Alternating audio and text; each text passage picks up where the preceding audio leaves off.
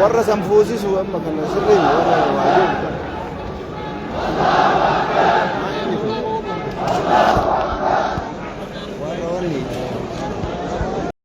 warra koofiyaa kana sirrii. Assalaamu alaykum wa rahmatullahi wa barakaatuh.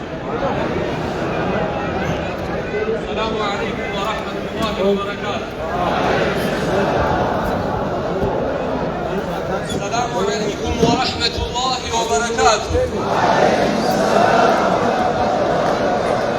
الله أكبر الله أكبر الله أكبر. إن شاء الله بعد الله فقط يتساكى بروجرام نكنوناለን إن شاء الله እንግዶቻችን ወደዚህ ቀርበዋል። ኢንሻአላህ እንግዶቻችንን በክብር እንቀበላቸዋለን። አላሁ አክበር አላሁ አክበር አላሁ አክበር። ኢንሻአላህ በትዕግስት ቀርበዋል፣ እንቀበላለን ኢንሻአላህ።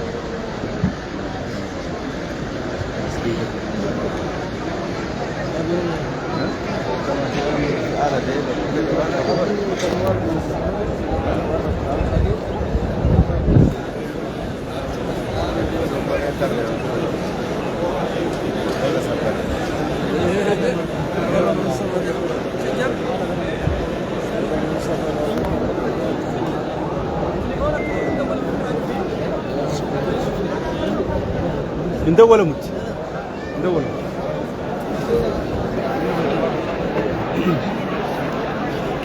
جمال كده لك عزيز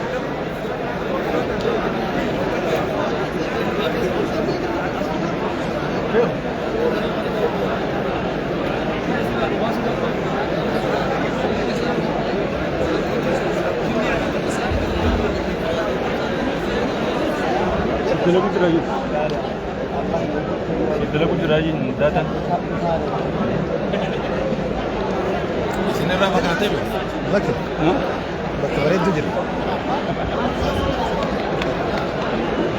السلام عليكم ورحمة الله وبركاته.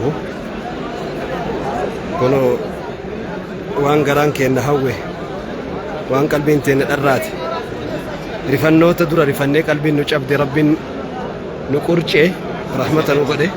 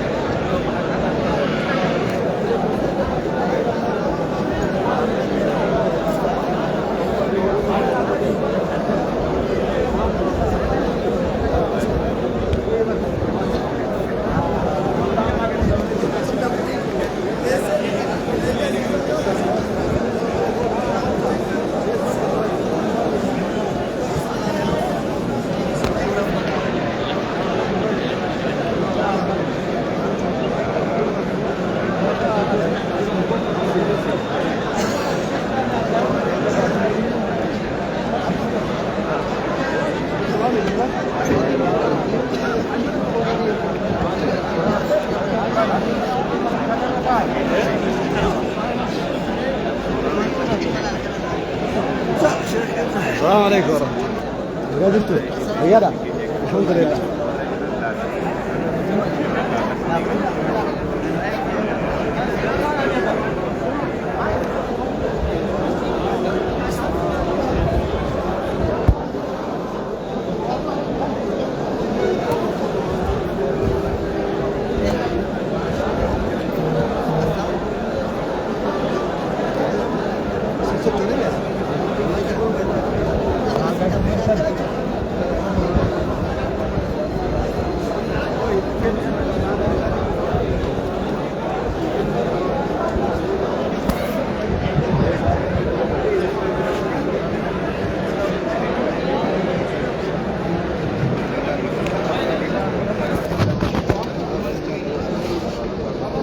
السلام عليكم ورحمة الله وبركاته سجنتنا مدران جل كبامني هنغنا من سيني قوتمي تاوف قوت تجرني نمي جايباتين غلاجرة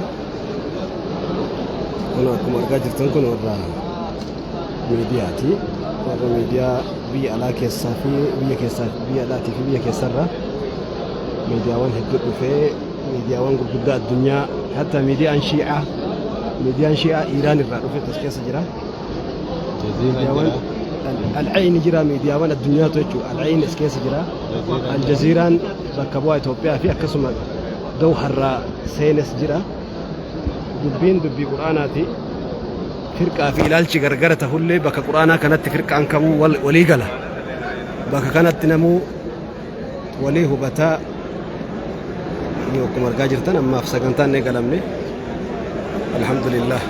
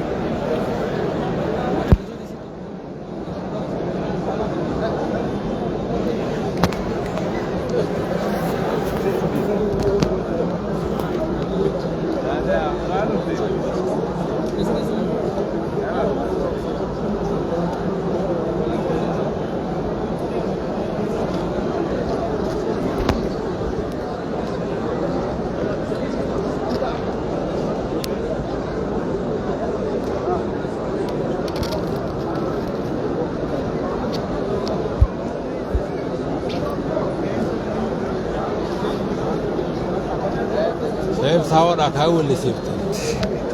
أنا بعد الدنيا من ده قدو كبن تريبا. إيه الدنيا من داتو والبر. سلابي سكنت الدنيا تيمي. هندي كمالي. والكيس. على بال جرا كان يجرو. على بال الدنيا. يجرو كدولة كركرة. إيه دولة كركرة تو كم. على با. دولة كركرة تو كم على بال سلا. إيه سكنت الدنيا دي.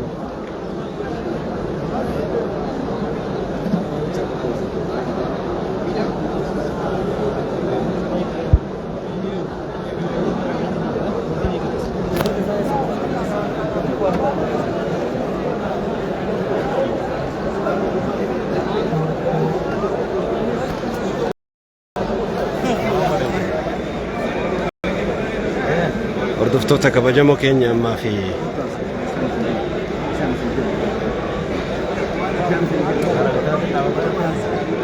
ammaaf sagantaan hin eegalle inshaallah yeroo sagantaan tartiiba deebi'ee eegalee booda irratti inshaallah laayivii hamma danda'amina siraa isinii dabarsina bakka jirtanirraa du'aa'ii ummata waliin bahe kan akka rabbi nagahaan adda galchu rakkoon tokko akka mudanne du'aa'iin dagatina ulfaadhaa galatoomaa warri qaamaan asan qattanii qalbiin as hin jirrellee akkuma rasuuli rabbi alayhi salaatu wassalaam jedhan yoo khayriin tokko yookiin wanni gaariin rabbi jaalatu tokko iddoo tokko dalagame namni qaamaan achi jiru yoo qalbiin hin feene akka nama achi hin jirreetti herreegama jedhan.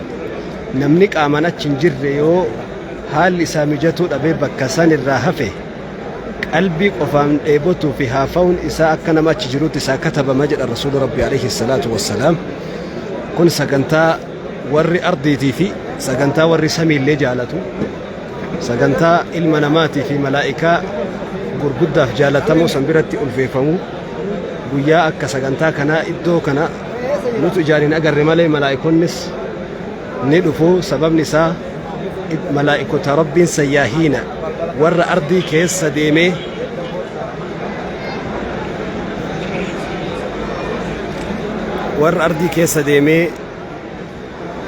waan gaggaarii qur'aana rabbii dhikrii godhamu kana kan hordofutu jira. insha Allah warri qaamaan asitti argamu rabbi haala isin mijeessinis akka nama qalbiin waan as jirtaniif rabbiin akkasumatti isin herreegaa ulfaadha insha Allah. hanga sagantaan eegalee bakka isaatiin bahutti insha Allah haga sanittuun eegaa. Wassalaamu alaikum.